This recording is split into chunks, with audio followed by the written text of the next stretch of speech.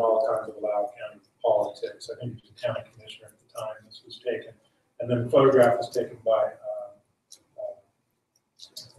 Harold DuBois, and that's his son there as the other person. So there was only those 5 folks present when they disinterred the bones. David,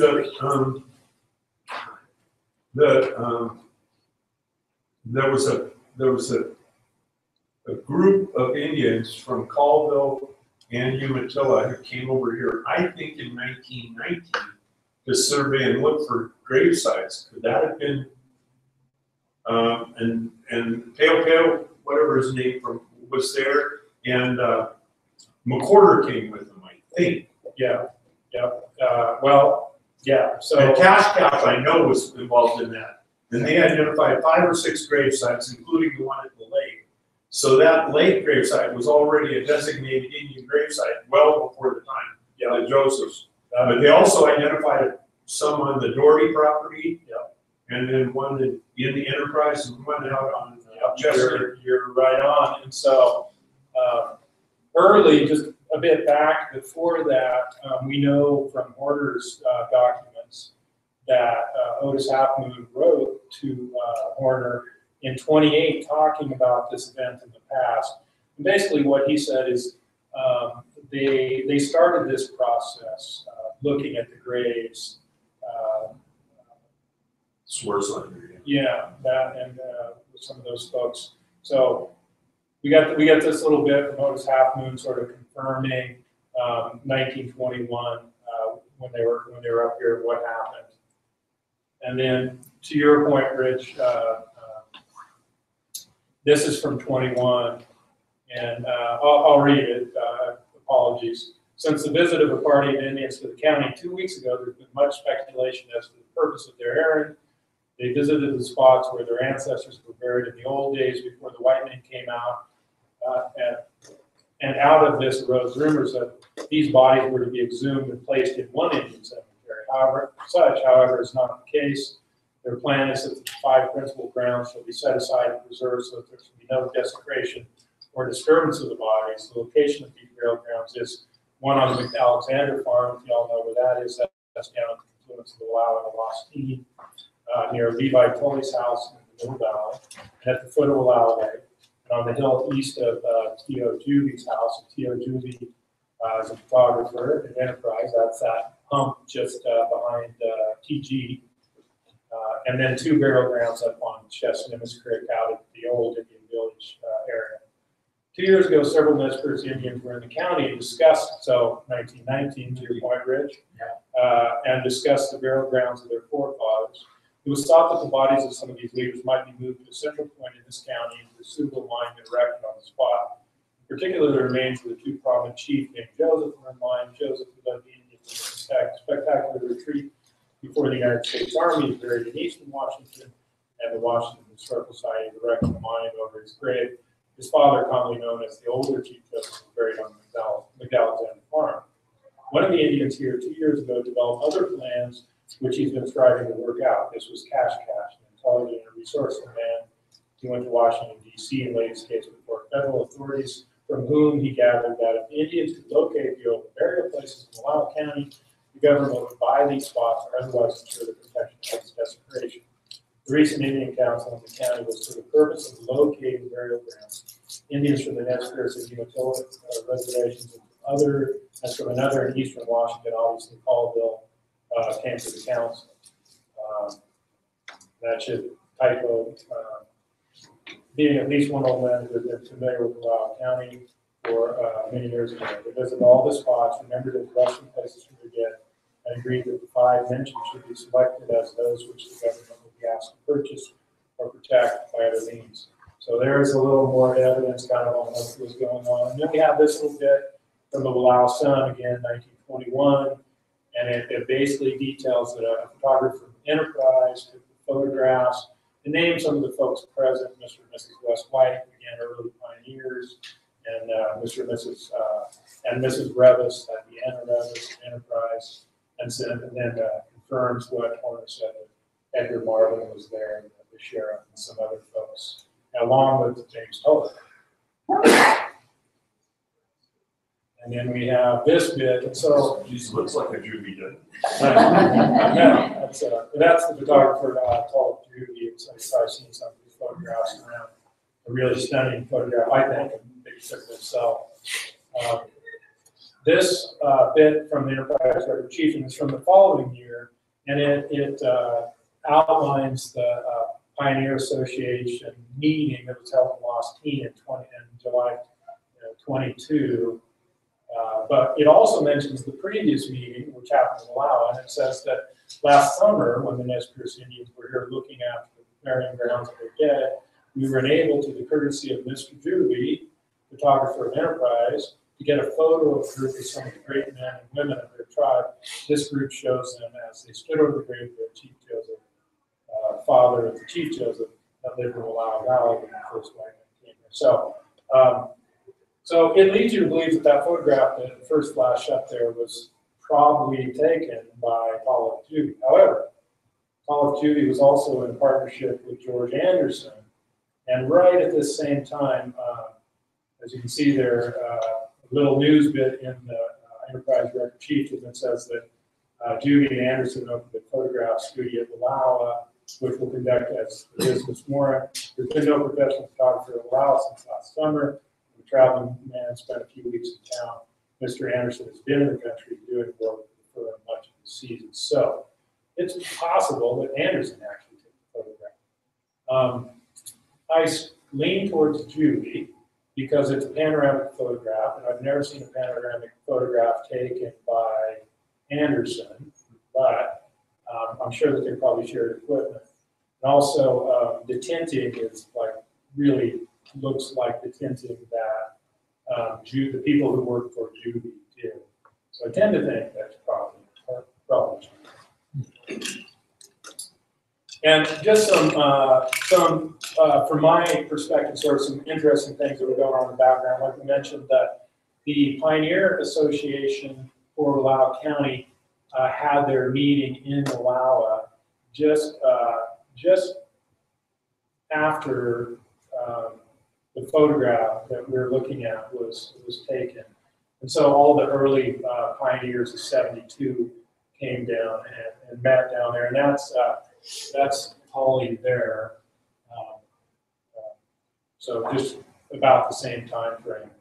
Kind of an interesting thing that we've got Nez Perce folks, sort of unrelated, coming back and looking into their history and their past in the county. And then you've got, at this time in 21, the Pioneer Association, the History Association in Wallowa County, had been going since 1904.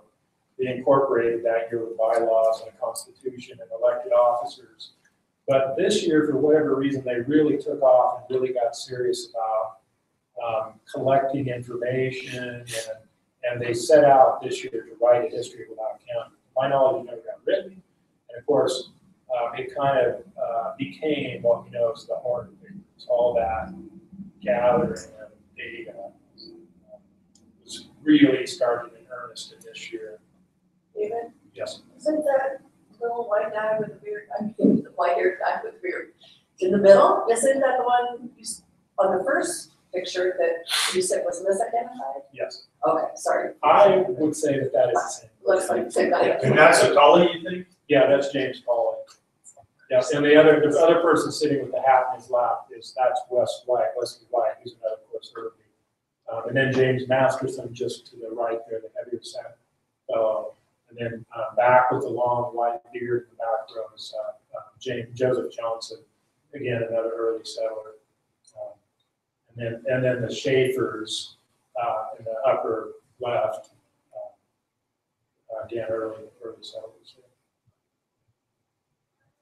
And you can see, I won't read all that, but it does mention, Mrs. White, Mrs. W.W. White was the vice president of Olmsted, was the president of the Historical Society. And another thing, of course, that happened in that same year was the death of Philip McFarland, and he was buried up there at the lake prior to 1926 when they moved Chief Joseph's body up there. But his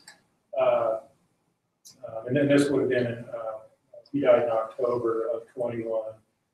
And so all that happened. Of course, his children, Philip Farley's children, are buried there as well. And I'll probably get this wrong, but I think his son was buried in September 1901 there, Cornelius McFarland, and then his daughter was buried in 97, I want to say. That's probably wrong, but somewhere right there. So those two early graves were there, and then followed by Philip McFarland. And then for me, the context on either side of that 1921 event, of course, is the famous Frank Revis photographs, which have also been misidentified, both photographer and the date and that sort of thing. But we know that definitely that they were taken in June of 1900, and they were taken by Frank Revis. This photograph was loaned to the Oregonian, and there's a print of it, linotype print in the Oregonian. I think maybe June 21 or something. But that last negative has gone missing. But the other one is in the Revis collection, and they still own it. And you can see, looking back and forth, it's taken at the same time. You can see some details. That's A.C. Smith, of course, Chief Joseph.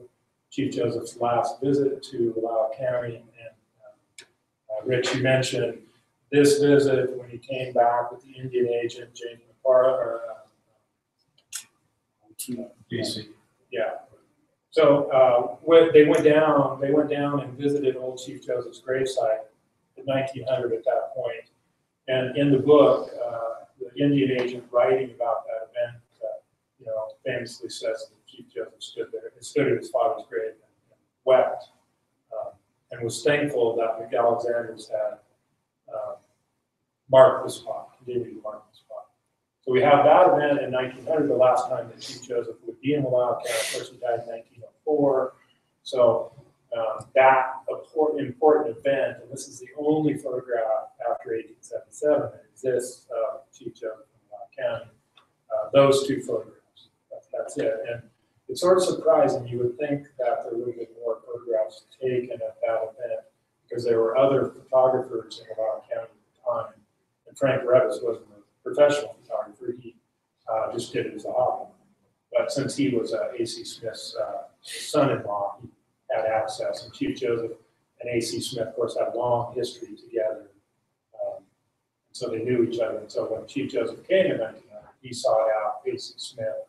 And A.C. Smith sort of facilitated Chief Joseph looking around Lau County because the purpose of the visit was to get land back in the county, specifically around the lake and at the forks of the river down the Lau, and then, of course, in the Naha for the remnants of the Dreamer Band to come back. I think it was 110 or 130 of them left in that band. Of course, that didn't work out at the time. Of course, you know that now. Would you go back one, two? Is he wearing the same clothes? Yeah. Yeah. Looking at this is a bad copy of this, but there's a couple things you can see these details on the back wall and the stove, and you'll notice that Chief Joseph actually has his braids through his kerchief, and you'll notice he's standing because he had a bad hip and bad leg. You'll notice he's standing at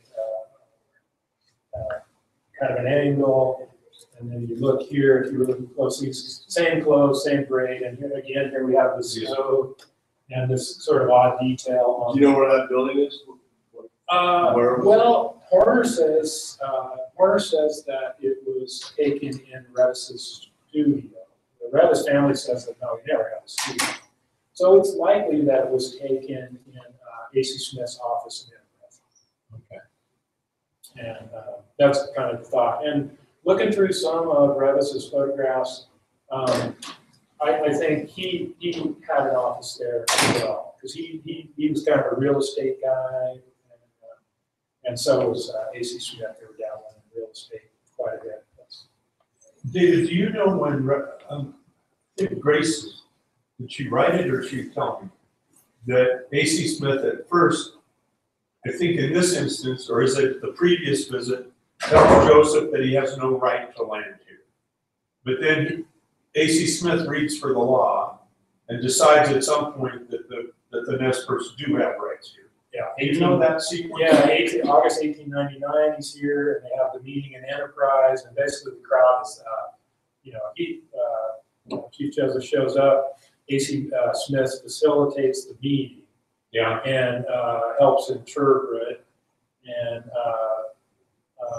gives some background history, and he's kind of the opinion that there isn't a whole lot of basis, but that changes. I think what had happened by 1900, it was clear that the Dreamer band traditional lifestyle, there was just the idea that they would come back to Loudoun County and have land and live in a traditional way was just out of the question. It was just beyond even conceiving. So I think that's where a lot of A.C. Smith's work was just like, it's not going to happen. But that's, it's in 1900 though, I think that the petition is, that's it. right? Yeah, so out of this event, and that's the other big piece, for me that's really important is thinking about, because there's been quite a bit of stuff written about white Indian relations in Loudoun County up to 1877. After 1877, it gets pretty, there's not been a whole lot discussed. But out of this last visit, the petition was circulated through the county seeking not to have their return here. And the one portion, we only have a portion of the petition, and there was about 430 odd names on it. My great-grandfather, one of those names on there, signing for that not to happen. And so there was a big movement. They realized that Chief Joseph was making a serious push to regain land. And so the locals really pushed back on it in a big way, both through that petition and seeking talking to the governor and through other means to not let it happen. The newspaper editorial. And sadly, we have the 1899 account of the Loudoun County chieftain, but the June 1900 gets missing. So it'd be really interesting if that paper ever showed up. The only way we know about it for sure is the few copies of the Enterprise Bulletin, which was only in existence for a couple of years and was run by a Portland editor, E.L. Herzinger. And he was radically anti-Native American, really strong views. And so then, so thinking about that 1900 visit, and then of course the 1921, where they're looking at grave sites, and this is a photograph taken by Hugh Davis, Enterprise photographer. This is the day before the 1926 reburial ceremony. And there's, of course, John Horner, and there's Philip McFarland's son, Francis McFarland, who led the procession. And then I'm forgetting her name, but I want to say it's Rachel Monteith. I might have that wrong, but was fiance of Francis McFarland. And they came up, and you could see the open hole that will hold the remains. And then just a few photographs. This is a photograph from that day, September 26th, taken by Anderson, up above on the range, looking down at the folks there. You can see the cars and all of that. And then there's another photograph by Anderson of butchering the beef and then roasting it over an open fire there. I don't know who took this in the Loudoun County Museum collection. A snapshot of some of the folks there. You can see people have cameras and are taking pictures on that day. And this is another, just a snapshot that was taken on that day. That's the hill to the right of the gravesite. Yeah. You would tell like it? Yes, I think so. It could be that. Yeah, I think that's Looks right. like that parking lot, where that parking spot is. That does look like that, doesn't it? It's really interesting to see the grazing impact. Yeah. I'm actually going to some candidate to talk about the rare plants on the area and then some talk about grazing. Yeah. My contention is that area was grazed with this amount for years. That plant persisted. So it's got some grazing resistance is what we're looking into. Yeah. I need a copy of that picture, David. Oh, sure. Yeah. That's wild. I mean, look at that. When you go, that looks like it's. Oh, it's great. It's barren. It's polished. Yeah. That's really, really interesting. Cool. David, could that be reversed? That would. It's possible, it's possible, so I would have to think about that, but it absolutely could be reversed. It's the Well, fence. look at the mountains are to the back, to the far. Oh, that's right, that's right. That's the And the mountains. fence is on the other side of the road, so I think it is looking back towards Chief Joseph there, that does Yeah. look like that. You didn't get those mountains. Okay. And another shot, looking That's the rain. the other way, right? Is that right? There's the little road and there's the, Yeah, does that make sense? Yeah, There's a fence there, and I can see a telephone pole there, or power pole or some sort. that's East Murray.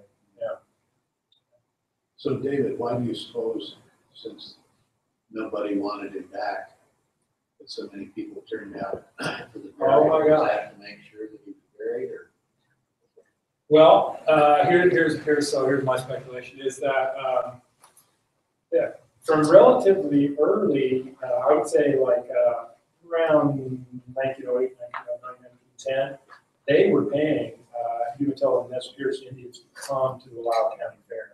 By they, I mean, both the Enterprise Chamber of Commerce and the Joseph Chamber of Commerce, commercial clubs in the day, but they wanted to get, Pelton Roundup going in Loudoun County. I think they also worked the hay harvest, didn't they? Yeah, well, and of course, both groups, both the Lapaway and the Umatilla folks on both sides were coming back into the valley to hunt and fish, and they like to race horses and be at the fair. But part of it was that commercial aspect of it, for sure. And if you read Horner really closely, you can see that he talks about that the native folk are constantly saying, "Hey, I want to turn this into a commercial deal." Because Horner wanted to have an annual gathering at Wild Lake at the Gray Spot site to be the biggest Indian white gathering in the Pacific Northwest, was his hope. The other thing in there, David, is that monument was left in trust for the Indians at Umatilla and at Lapway, not for Caldwell, No, okay? So there was also that, and when I was doing some research, you go to the chieftain and there were letters from Lapway saying, don't confuse us with those heathen Indians. So there was dissension, yeah. Yeah, and between Umatilla and lawyers, and so, yeah, it is complicated, as they say. Are these native on the hillside? You know, there were not that many native folks that showed up to this event. No, it was only a handful. Horner writes about that and talks about that. That's all, you know, Like, There's one of those characters on horseback wearing a bonnet. yeah. And so, there's another shot of, preparing for the barbecue, folks milling around, taking pictures. And then, speaking of bonnet, that's McFarland there with the bonnet on. Getting close to the, gravesite. That's from a, postcard. There he is again. Yeah, so, going back to that photograph, that, for some reason, right around 1920 and that time period, I think folks were really thinking about the disappearance of that pioneer era and the disappearance of that native way of life, and there was sort of this convergence from both sides to try to gather and collect and remember and try not to lose track of all that. I threw up a little quote there from Horner that kind of struck with me in a letter. He was writing Otis Half Moon about making that an annual event up at Willow Lake where folks would come up there and gather. And I think Horner's basic idea, at least my reading of Horner, is that it was a form of reparation to do the things that he did, working really hard to make that happen. Move the remains up there to Willow Lake. Yeah.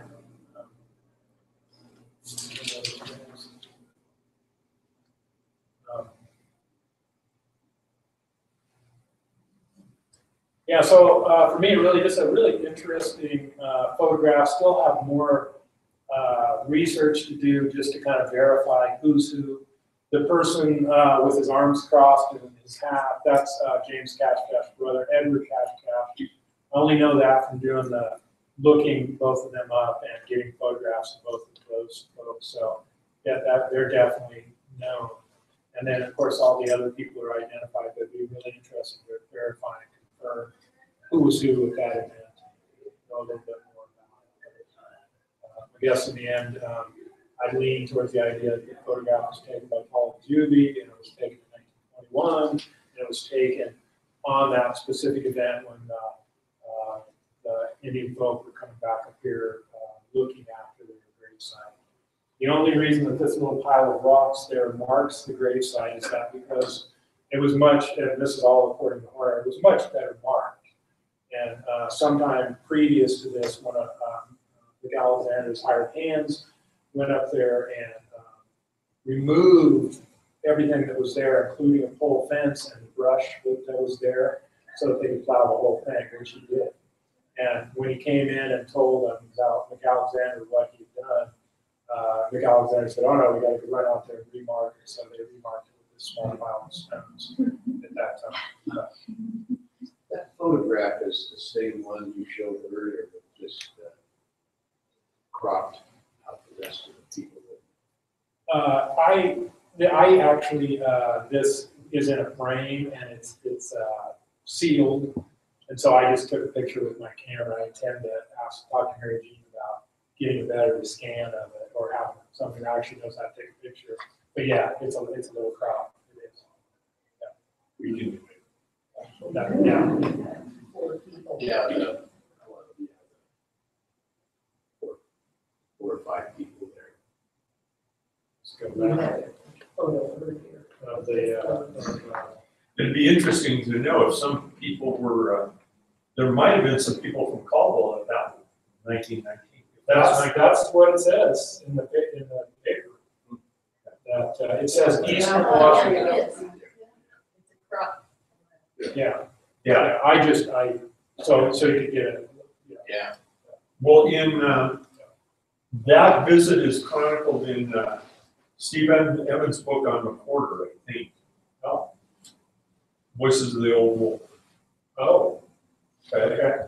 And he talks about, and I don't know whether it's on that or a subsequent visit, but at one point they come in with the idea they're going to build a Chief Joseph Colossus, a giant statue of Chief Joseph. Yeah. It was going to go up at the lake, but they were up at the outlet of the lake or something. Do you think? Yeah, they were still, of course, pushing to get young Chief Joseph up there and buried and all that. Yeah, well, and that came up again in '39 when the CCC camp was. That's it. Yeah. And I got a hold of what's his name, the son of.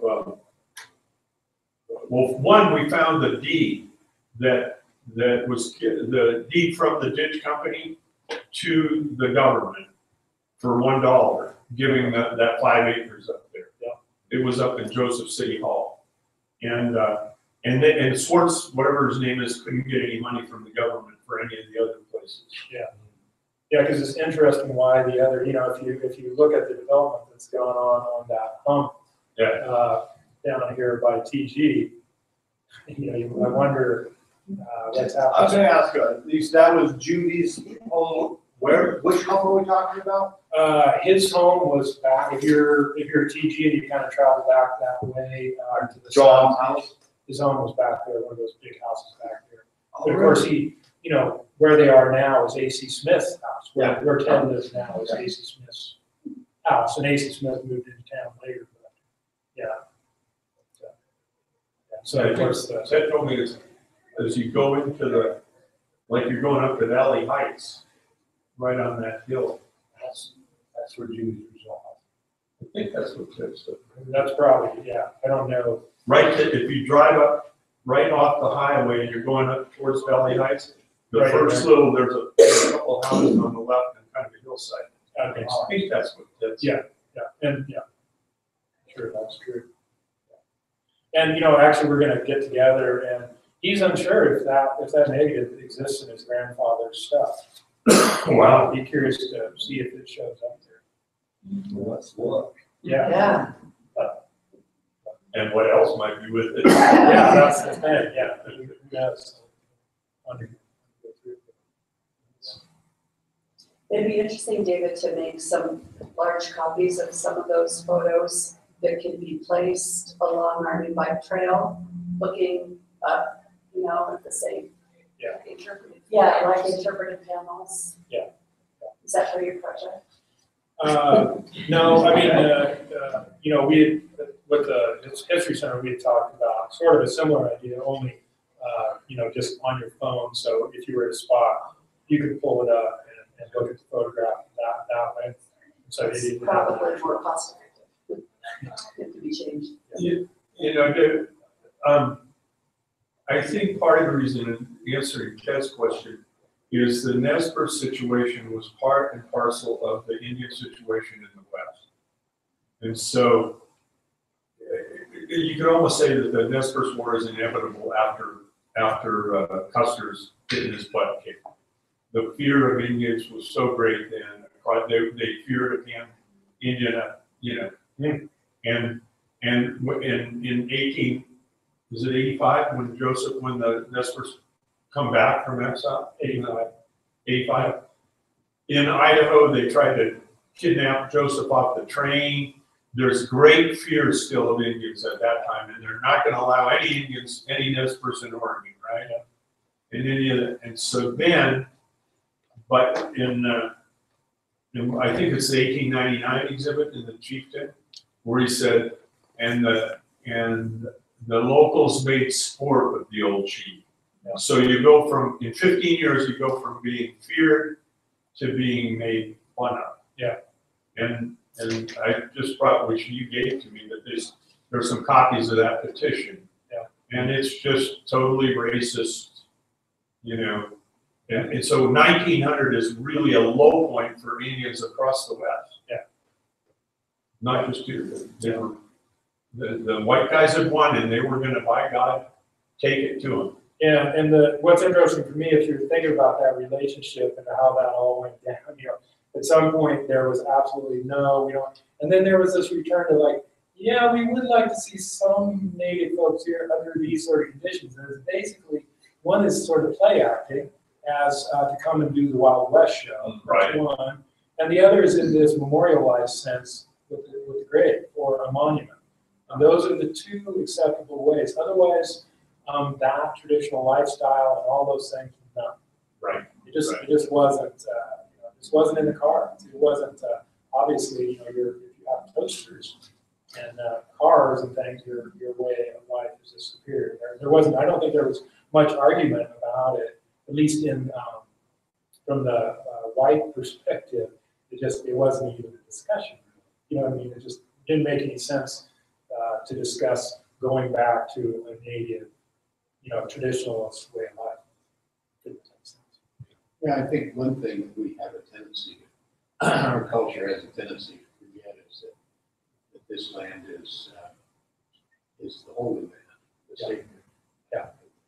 The Nez Perce people, and it's where the teachings sprung from, and they were, so it has special significance that we don't understand as a white culture. Yeah. Unless Christians were to go to Israel, and they might get a sense of how many people feel about this land. And there's the context of the dreamers and what was going on there, basically following a prophet who said that to make things go back to the way they were, you've got to reject all white culture. Yeah. And part of that was no plowing. And so the irony of Chief Joseph in 1900 standing in a plowed field at his father's grave, as that being absolutely against their carving up Mother Earth and doing those sort of things. And so, just really the opposite way of where the country was headed and what the dominant culture was. They're totally divergent. They're in opposition to each other in all ways. So this then for me becomes that sort of transitional point in white folks looking back and thinking and reconsidering. And, you know, if you look through Horner, what he does for the 1926 reburial is he collects every single high school and grade school student's names in the county who contributes 1 penny. And it's name after name after name after name. It's literally hundreds and hundreds of names. Not just in Malala County, but in Union County too. And you would wonder, what in the hell is Horner doing? Typing on his old typewriter all of these names of children who donated money. And I think, personally, what he was doing was saying, hey, you know, we're not all a bunch of jerks, and there is some sense that there are people here who recognize that there was a crime committed, or there were things happened that were not right. And so I think he wanted to record that. Otherwise, I can't imagine, because a sensible person would just say, Malala donated, you know, $3.80, rather than listing all of their names, because the weight of reading through all the names is like, oh, there were people that, you know, supported that idea, at least in that memorialized sense, I think. I think there was still a ton of racism about Native folk in general, but at least there was some sense. And I think Horner wanted to capture that. That's my sense. But the racism was two ways. One, there was just out and out racism, but the do-gooders too, what Joseph used to call the do-gooders. I mean, they're the ones that promulgated the allotment program, which was to break up the reservations and make all the Indians farmers. Yeah. And that whole assimilation, those people believed that the best thing that could happen for the Indians was, like you said, memorialize them and then get them in the 20th century. Become white. Pardon? Become white people, yeah. Yeah. And so and that was the whole purpose of the Dawes Act, the allotment act, all the way up to Eisenhower in the termination. Pardon? Yeah. Well, it's been a strong strain, you know. Assimilation has been a strong strain. Kill the Indian and save the man. Yeah, That's the old term. Kill the Indian and save the man. That was the term. Interesting time period, you know, as far as the relationship between white folk and Native folk after 1877. I'm particularly curious about it. You know, mostly the anecdotal stories are that, you know, everybody had lunch with Chief Joseph. Everybody, the locals, all loved and supported him. What you find out is that's not particularly true. If you spend the time reading the papers, you can see it come up time and time again. There was a lot of pushback for Native folks coming back in to exercise their treaty rights in the sun. A lot of pushback. And they were blamed for fires and declining of game and all those sort of things. And in fact, in 1921, one of the interesting things is one of the editorials written is describing how decimated Wallowa County is game and fish.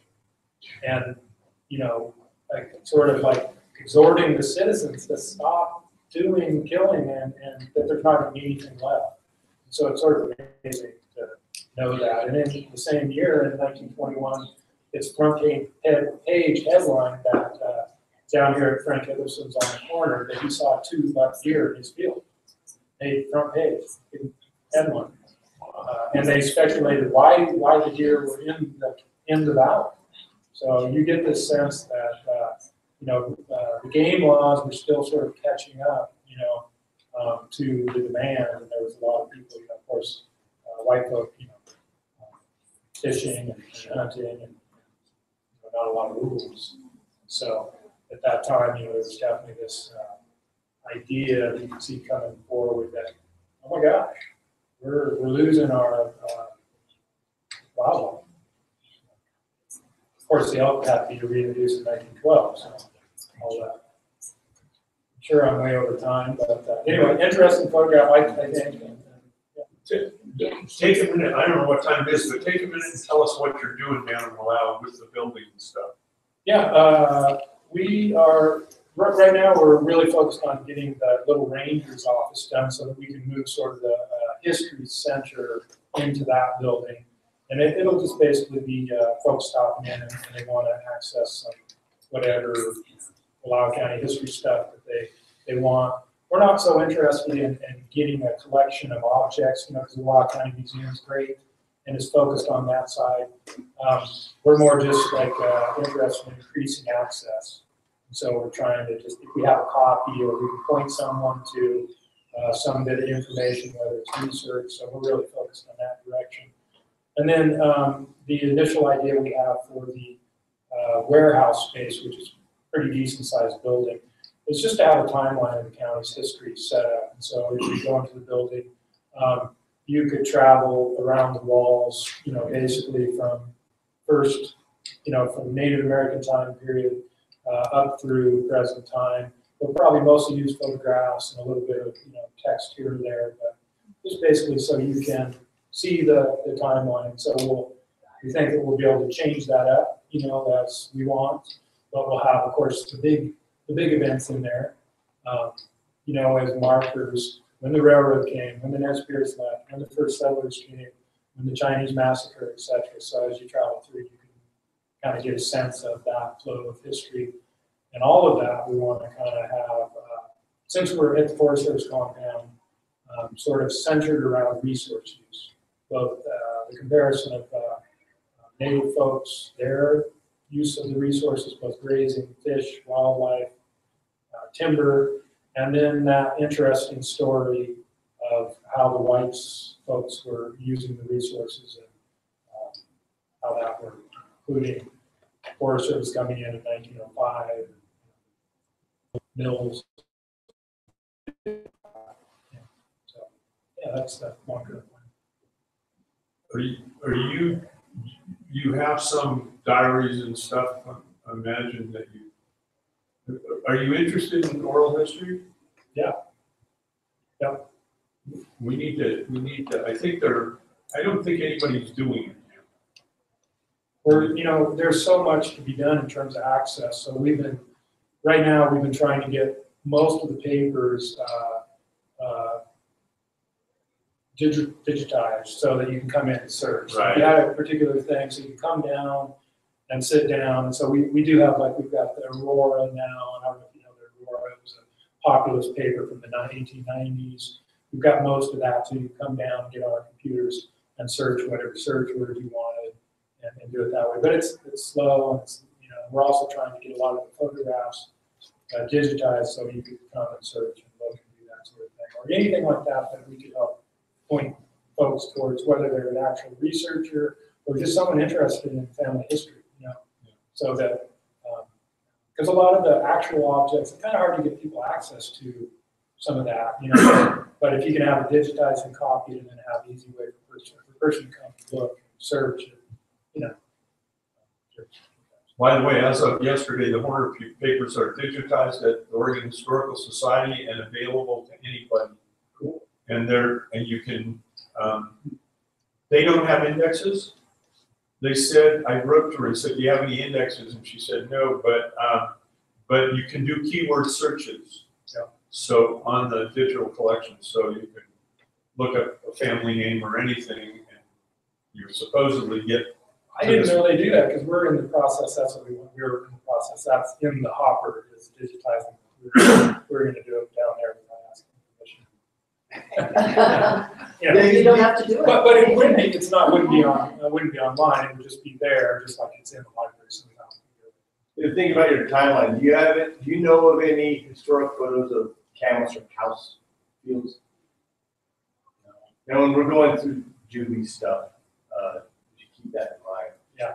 There may be one out there that you just have to pick out if you know you're looking for. Yeah. That needs to be in your timeline. Yeah.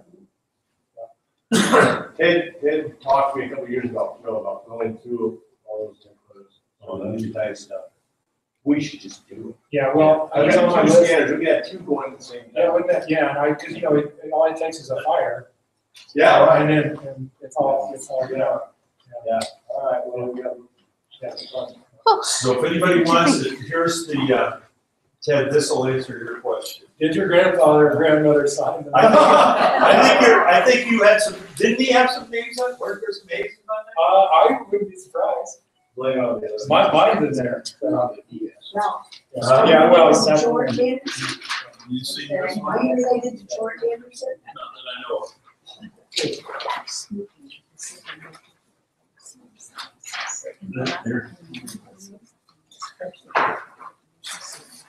Very well.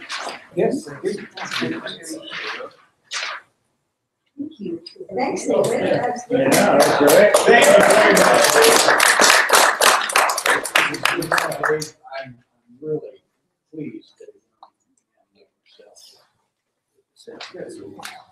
There's more food there right now. I'm interested in asking how it's not as we want it. It's not very interesting here. My head was probably in the way. Oh, well,